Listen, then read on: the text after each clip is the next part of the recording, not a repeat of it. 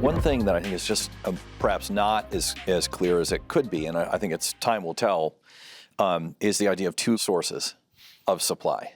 And I understand the idea, and I understand the impulse behind it, which is de-risking supply chains were oftentimes thin and very brittle, especially the lower down into the supply chain you go. We think of an engine manufacturer for aircraft, and on and on and on. But where do we invoke that breaking point for two sources? At what level? We've got to really figure that out, because it is not trivial when you're looking at a system to requalify a new supplier, right? And you may even have to recertify a whole production line kind of thing, and maybe even go out and test the system again. It is not a trivial cost to do that, else we would have been doing it. So I think we need to figure out where that line is. Yes. And it's certainly probably not going to be on an airplane kind of thing, but we're going to have to put thought around that, because there is huge cost implications with that. Well, and that's going to be where philosophically, this is all about speed.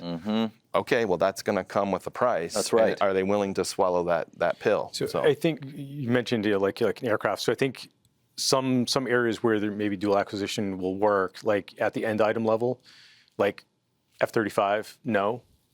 Small drone, yes, right? Yeah, so right. Where is the right lineage, I guess, or delineation between, where that's going to happen? And I think that will depend upon, like, perhaps the availability of the supply chain, availability of folks that actually can manufacture the component pieces that you put in place, and then how interchangeable some of these things happen to be. I think it will drive behavior to more modularity kind of thing, and reuse of subsystems and things like that as well. So there'll be goodness, more goodness that comes out of it.